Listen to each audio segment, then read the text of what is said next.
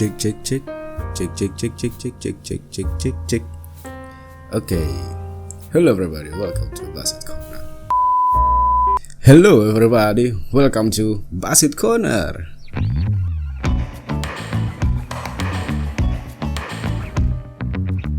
Kalian tuh sempat berpikir gak sih bahwa kok jadi orang kok kayaknya ngalah mulu gitu sama orang? Apa karena gue malas diskusi atau debat? Atau memang guanya aja yang nggak ada kemampuan untuk berkomunikasi gitu yang baik supaya opini atau tujuan lu tuh bisa didengar atau diterima bahkan. Nah, sebenarnya dari suatu diskusi tuh sebenarnya ada satu teknik yang dibutuhkan. Teknik apa itu? Negosiasi. Iya, betul sekali kawanku, negosiasi. Nah, itu yang bakal gue bahas. Cara bernegosiasi atau seni bernegosiasi. Apa itu negosiasi? Negosiasi itu adalah proses tawar-menawar. Ini menurut KBBI ya. Negosiasi itu adalah proses tawar-menawar dengan jalan berunding untuk mencapai kesepakatan bersama antara satu pihak, kelompok atau organisasi dan pihak, kelompok atau organisasi yang lain. Nah, negosiasi itu nggak melulu tentang ke bisnis gitu kan. Sebenarnya negosiasi itu ada di segala aspek kehidupan kita. Kayak negosiasi antara suami sama istri, negosiasi antara teman gitu kan. Kayak dengan istri contoh gitu kan, lu mau nentuin mau liburan kemana, lu mau nentuin penempatan sofa, lu mau ngobrolin mau punya berapa anak. Nah, atau sama temen berdiskusi tentang apa ya yang paling umum ya, nongkrong.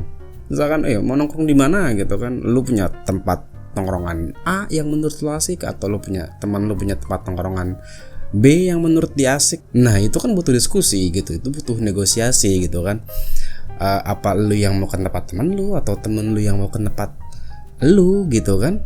Ya tinggal cari tahu yang lo, mungkin lo mau ke tempat teman lo, tinggal lo tanya yang lo butuhin tuh ada nggak di sana. Nah, itu kan butuh negosiasi. Nah, bernegosiasi itu ada dua sisi. Satu, negosiator untuk menggolkan tujuannya. Terus yang kedua, negosiator dari sisi yang akan digolkan dari negosiator pertama yang tadi. Nah, tujuannya simple. Tujuannya adalah sama-sama mendapatkan manfaat. Jadi nggak ada yang diberatkan satu dan lain pihak gitu. Makanya dibutuhkan negosiasi. Nggak asal manggut-manggut. Nanti asal manggut-manggut di belakang ngedumel lu kayak nenek-nenek.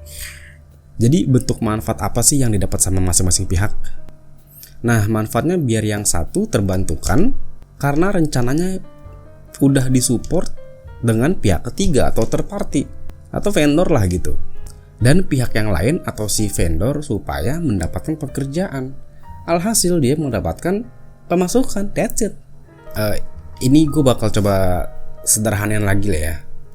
Jadi si penjual dan si pembeli. Penjual itu ya si vendor, si pembeli itu ya si perusahaan atau company yang membutuhkan jasa gitu ya, biar nggak ribet. Nah, dari prinsip si penjual atau si vendor itu prinsipnya yang penting dia dapat harga maksimal, cepat pengerjaan, turun PO gitu kan, dan yang paling penting paymentnya cepat. Itu dari sisi si vendor prinsipnya.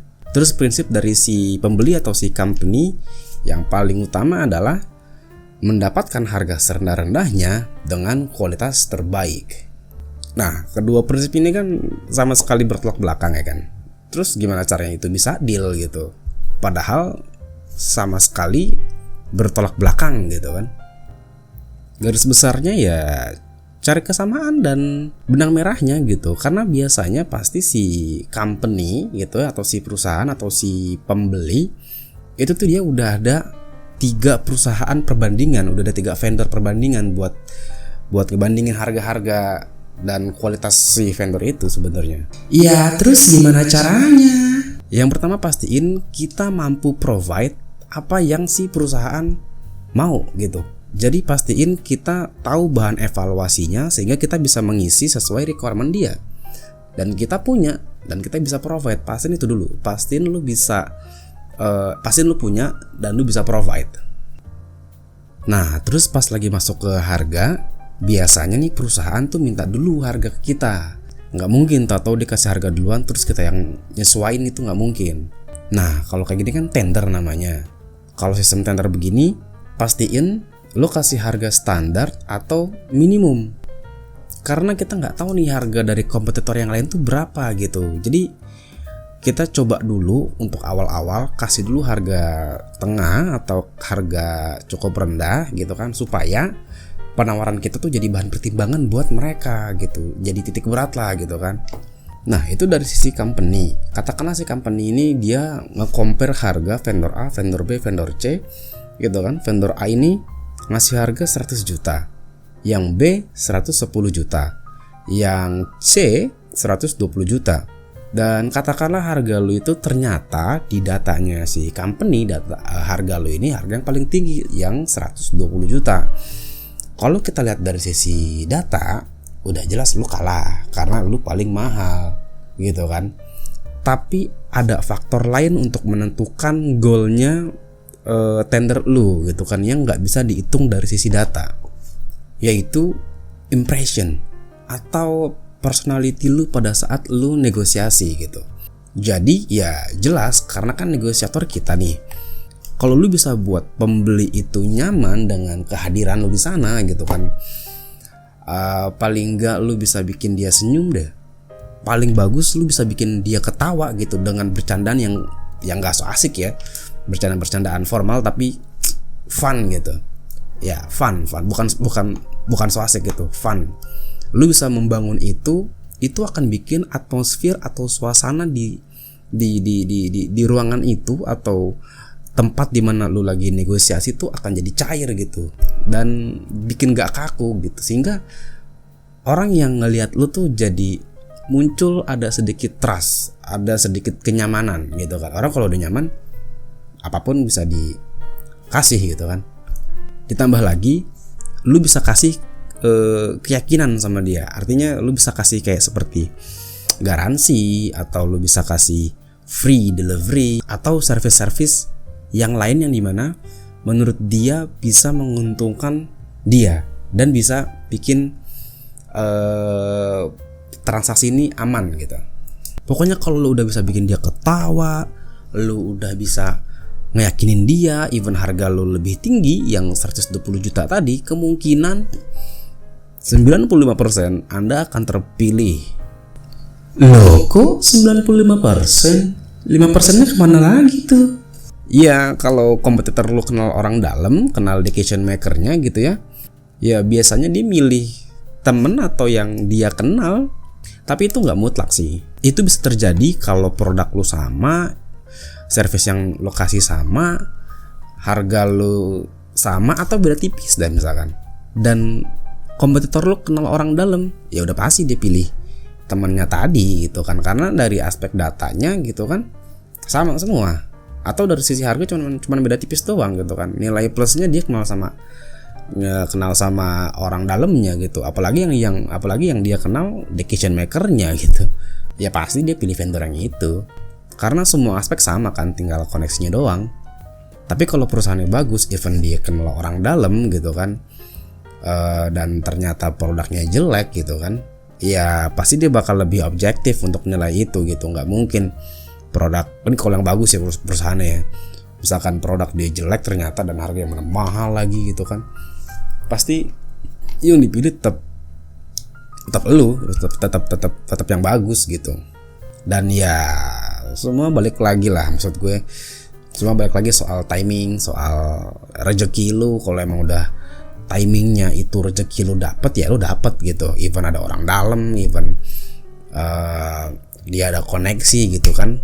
Kalau emang udah rezeki lu ya pasti lu yang dapet gitu. Karena paling enggak at least lu udah berusaha buat meyakinkan perusahaan gitu kan, udah ikhtiar lah gitu ya. Ya timing untuk goal, untuk bahwa ini emang rezeki lu, ya itu urusan Allah aja gitu. Kita mau bisa apa kalau misalkan emang kata Allah itu bukan punya lu, ya udah gitu. Tapi kalau misalkan emang ini emang udah punya lu, ya pasti lu bakal dapat gitu sih. BTW gue ada pengalaman berapa soal negosiasi. Gue sebagai vendor, sebagai pihak kedua lah gitu ya. Dan sebenarnya gue juga ada experience yang sebagai pihak pertamanya di kantor gue, di perusahaan yang tempat gue kerja sekarang. Tapi itu ntar lah. Ini gue yang sebagai pihak kedua dulu, sebagai vendor. ini ada di bidang kopi. Jadi kan gue punya brand kopi namanya Bar and Pubs Cold Brew. Nah awalnya tuh gue pakai sistem ngedrop kopi gitu kan, entah beli putus atau konsinyasi atau sistem tempo. Gue masarin produk gue ke coffee shop gitu kan, karena produk gue kopi botolan cold brew. Terus gue taruh produk gue di beberapa coffee shop yang punya atau yang belum punya cold brew. Dan sama sekali gue nggak kenal sama ownernya, tapi di situ gue selalu goal untuk nawarin produk-produk gue, karena menurut gue bisa bikin atmosfer negosiasi itu jadi cair, jadi nyaman gitu. Di samping gue bisa bikin suasana cair, gue juga selalu kasih garansi dan money guarantee back lah, atau ganti produk biasanya gue. Ya kalau misalkan ada beberapa coffee shop yang mau tukar duit ya oke juga gitu, cuman gue keseringan tukar produk.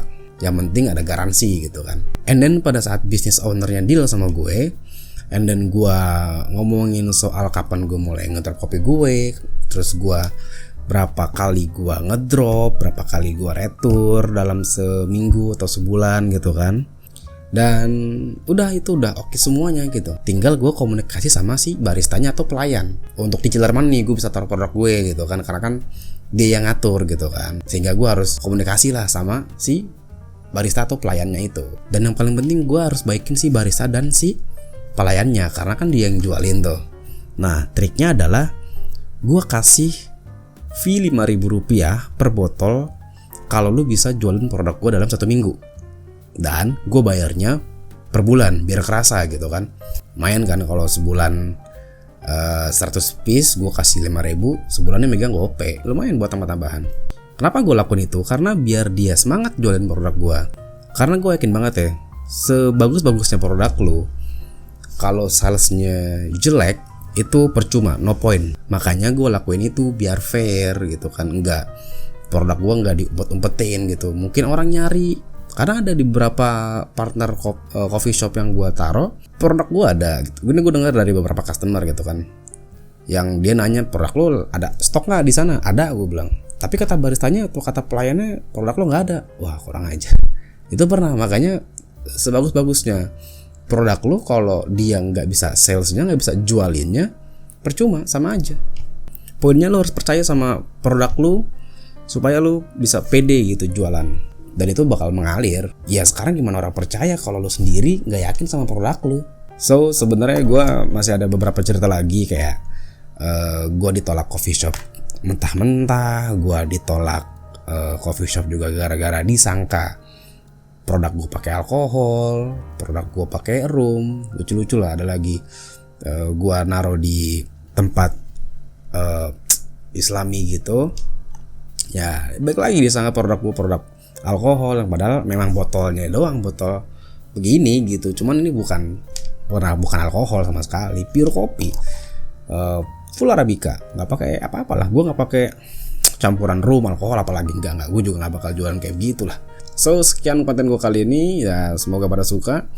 Dan kiranya kalau ada kurang-kurang atau salah silahkan di komen. Dan jangan lupa subscribe biar lu gak ketinggalan video-video terbaru dari Basit Corner. Dan see you and ciao everybody.